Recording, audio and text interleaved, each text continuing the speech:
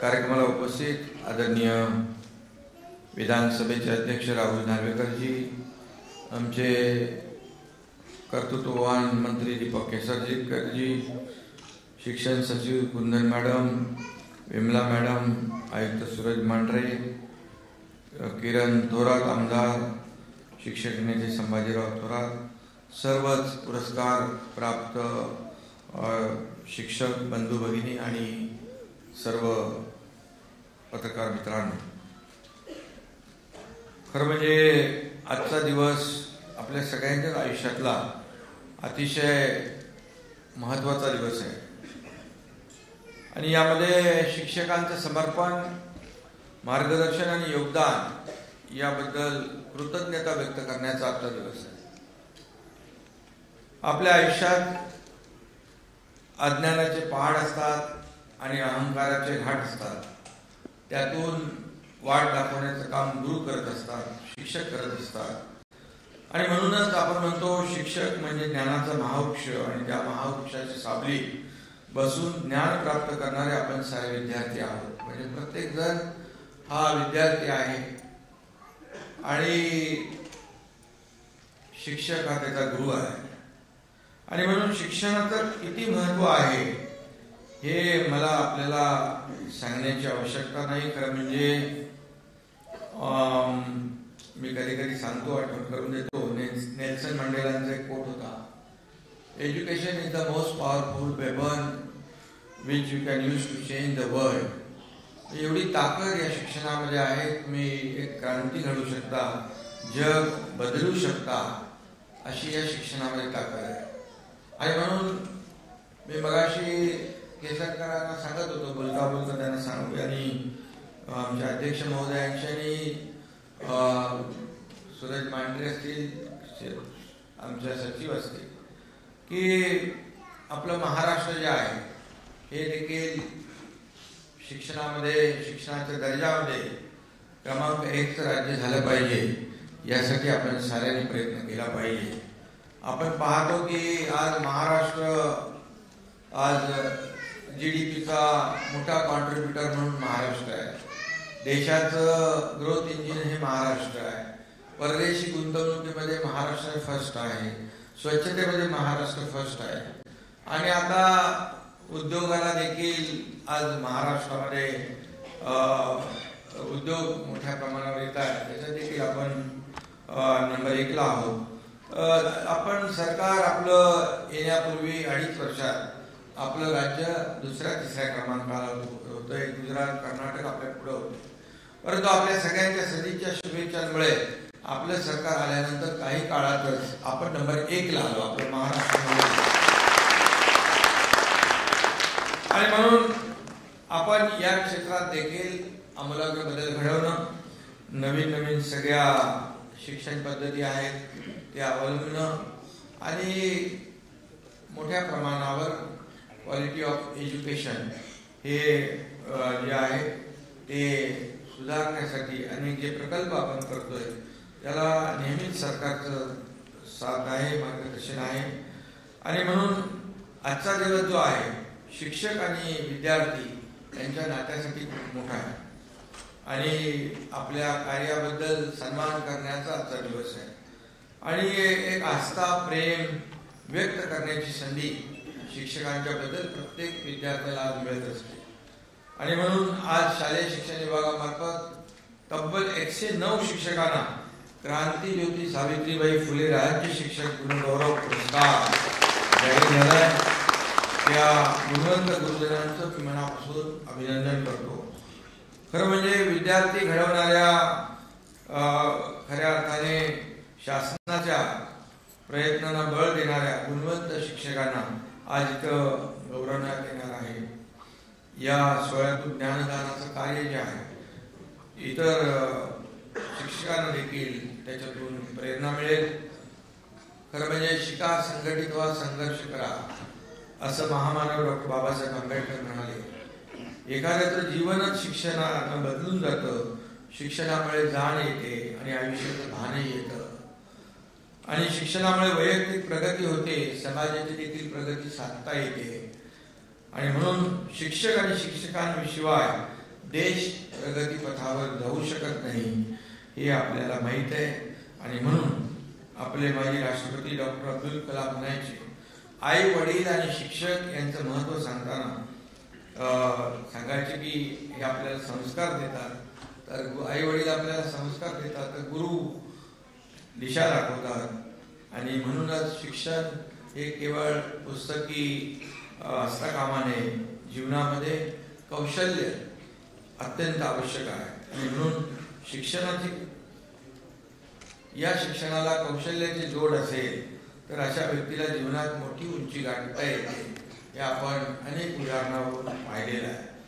आणि सगळ्यात महत्त्वाचं म्हणजे आयुष्यात प्रत्येकाच्या पर्याय उपलब्ध असतात, परंतु हे सांगण्याचं, समजावण्याचं, योग्य वेळी त्याला दिशा देण्याचं काम हे गुरु करत असतात. आणि योग्य वेळी त्याला दिशा मिळाली तरच त्या विद्यार्थ्याची भरपट होत नाही आणि तो योग्य दिशेला पुढे जात असतो आणि आपले इच्छित साध्य करण्यामध्ये त्याला मदत होत असते.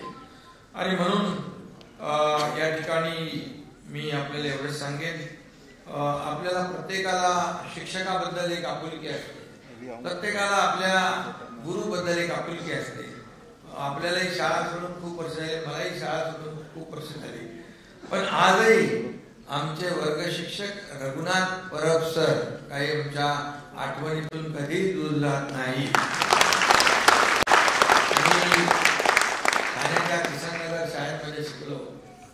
आजची शाळेची इमारत अध्यक्ष महोदय मोठी आहे आणि त्यावेळेस बैठी शाळा होती आणि त्या बैठी शाळेत दरवाजे पण तुटकी फुटकी होते. अगोदर स्वच्छता करायची, नंतर मग ते शाळेत जायचे आणि मग ती आपली शाळा सुरू व्हायची.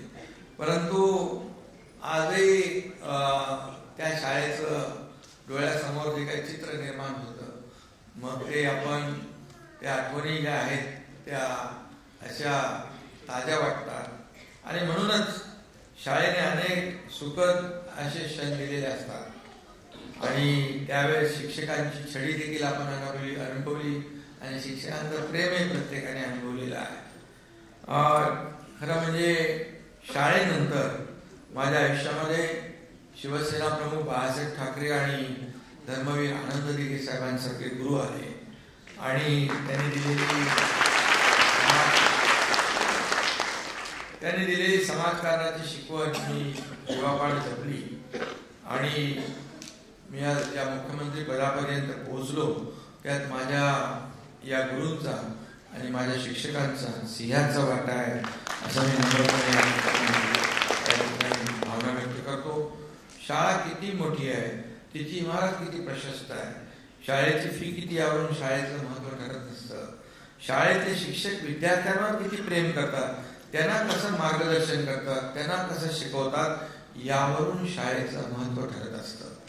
आणि म्हणून एकेकाळी आपण गुरुजी म्हणायचो, आता टीचर आपण म्हणतो.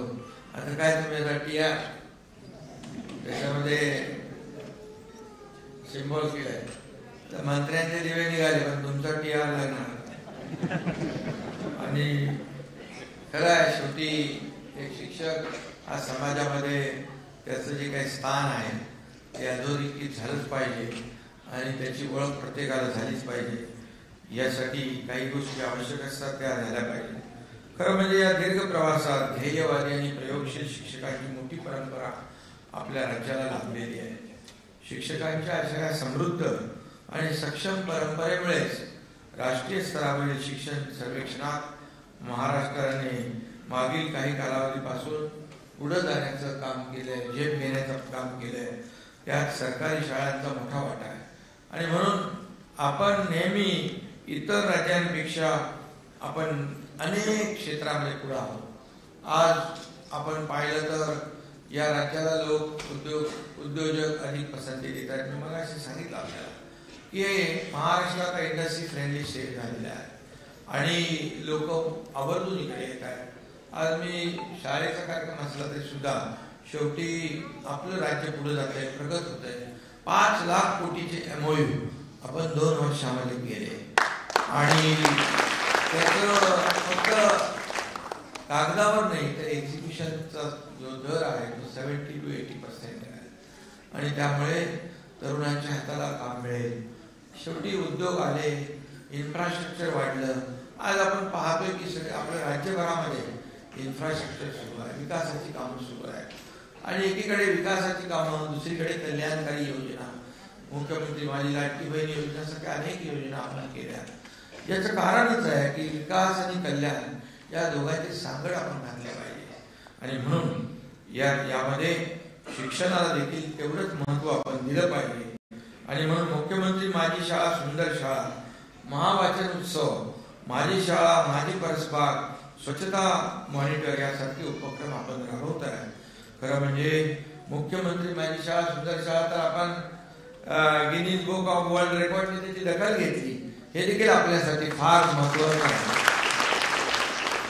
आणि विद्यार्थ्यांना दैनंदिन जीवनासोबतच शेती, बागकाम, वाचन अशी विविध कौशल्य आत्मसात करता आली आणि म्हणून या अभियानाच्या यशस्वीतेसाठी ज्या शिक्षकांनी परिश्रम घेतले ते सर्व अभिनंदनास पात्र आहेत असं मी या ठिकाणी सांगू इच्छितो. आदर्श शाळा ही मुलांना केवळ विषय शिकवत नाही तर त्यांना जगणं शिकवतात, काळानुसार पुढे जाणं शिकवतात. अशा आदर्श शाळांची संख्या वाढवण्याचा निर्धार तुम्ही करा असं आवाहन देखील मी या निमित्ताने आपल्याला करतो. खरं म्हणजे महाराष्ट्रानं नेहमीच शिक्षण क्षेत्रात दिशादर्शक काम करून देशाला नवनवीन प्रयोग आणि विचार दिले आहे आणि म्हणूनच शिक्षकांच्या कल्याणासाठी देखील राज्य शासन सकारात्मक आहे. आणि मी काय त्याच्यात जास्त बोलत नाही. आपले मंत्री महोदयांनी सांगितले की ज्या काही त्यांच्या आपल्या मागण्या आहेत, समग्र शिक्षा अभियान, दिव्यांग एकात्मिक शिक्षण योजनेअंतर्गत 2000 पासून सेवेत असणाऱ्या 3105 विशेष शिक्षकांना सामावून घेण्याचा निर्णय देखील आपल्या सरकारने घेतला.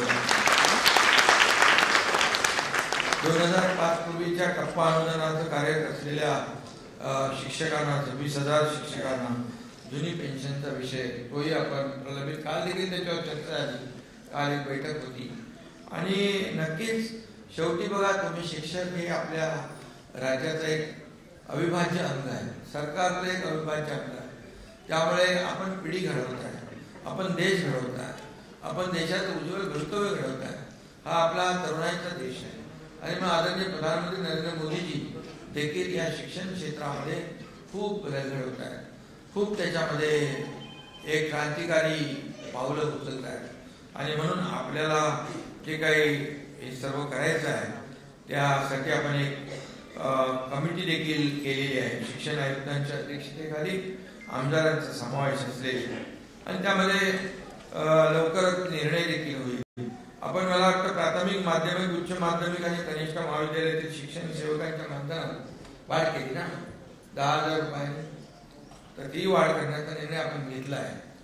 आणि म्हणून या सर्व माध्यमातून मी डिटेलमध्ये जाणार नाही, पण यामध्ये स्थानिक स्वराज्य संस्थांच्या सर्व माध्यमांच्या शाळांसाठी दत्तक शाळा योजना पण आपण सुरू केली. खरं म्हणजे आपण शिक्षणाला महत्त्व देतोय. शिक्षक त्याचबरोबर जसं शिक्षकांकडून आपण मंत्री महोदय अपेक्षा करतो तशी आपण त्यांच्या ज्या काही अडचणी आहेत त्या देखील आपण सोडवल्या पाहिजे, त्याला प्राधान्य दिलं पाहिजे. आज त्यांनी मगाशी आपण जाहीर केलं, मला वाटलं की निवडणूक आणि सेन्सेस आणि डिझास्टरचं पण काम त्यांना बंद केलं की काय, तर म्हणाले नाही तेवढंच करायचं, बाकी सगळं बंद केलेलं आहे. तर शेवटी अशैक्षणिक काम जे आहे शिक्षकांना देता कामा नये, तरच खऱ्या अर्थाने ते शिक्षणावर फोकस करतील, आपल्या विद्यार्थ्यांना पुढे आणतील, त्यांच्या जीवनामध्ये आमूलाग्र बदल घडवतील. जे आवश्यक आहे तेवढं आपण ठीक आहे, तेवढं आपल्याला एक नागरिक म्हणून, शिक्षक म्हणजे एक आपल्या राज्याचा देशाचा नागरिक म्हणून आपलं कर्तव्य आहे आणि म्हणून तेही आपण पार पाडलं पाहिजे. आणि म्हणून हे करत असताना तुम्ही देखील नेहमी सहकार्याची भूमिका घेत असता.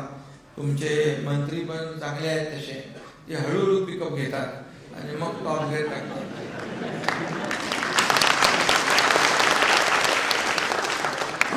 तसं ते गुवाहाटीमध्ये हळूहळू पिकअप घेत होते.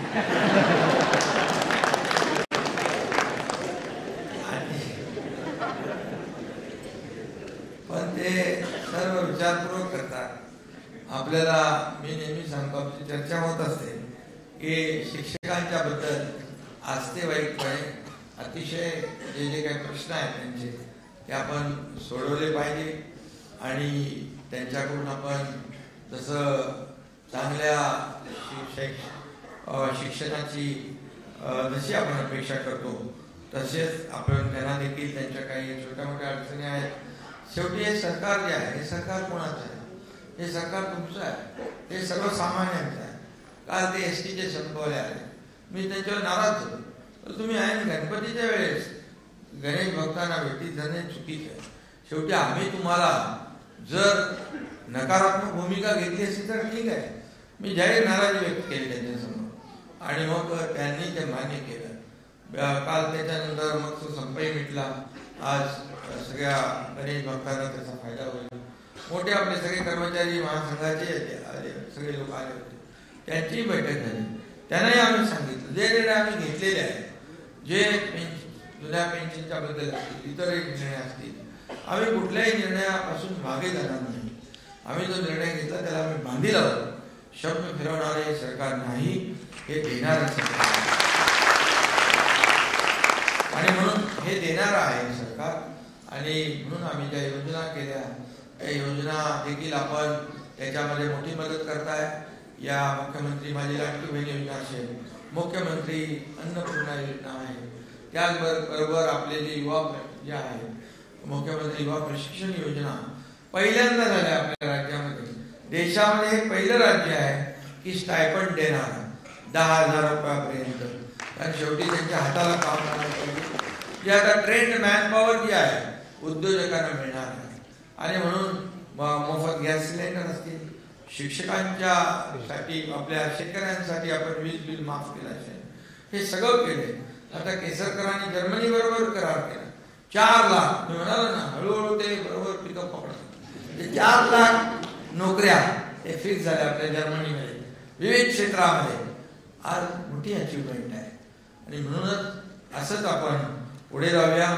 शिक्षक हा एक अतिशय महत्वाचा प्रत्येकाच्या आयुष्यातला एक आदराचं स्थान असलेला घटक आहे आणि म्हणून तुम्ही देखील सरकारला आपल्या सगळ्यांना आपण एक टीम म्हणून काम करू आणि एक सर्वसामान्य परिवारातून एक मुख्यमंत्री झाल्यामुळे मलाही आपल्या सर्वांची जाण आहे आणि आपल्या प्रत्येकाची कामाची देखील नोंद मी ठेवत असतो आणि मग आपल्या सगळ्यांना मनापासून मी शुभेच्छा देतो. ज्यांचा आता सन्मान होणार आहे त्या सर्व गौरव मूर्तींचं मनापासून अभिनंदन. आता आपल्याला आपला गौरव होईल त्याची प्रेरणा ऊर्जा इतरांनाही मिळेल. समाजात काम करणाऱ्या शिक्षकांची संख्या वाढेल, नागरिकांची संख्या वाढेल आणि शेवटी समाजाला त्याचा फायदा होईल एवढंच सांगतो. पुन्हा एकदा मी सगळ्यांना खूप खूप शुभेच्छा देतो. धन्यवाद. जय हिंद, जय महाराष्ट्र.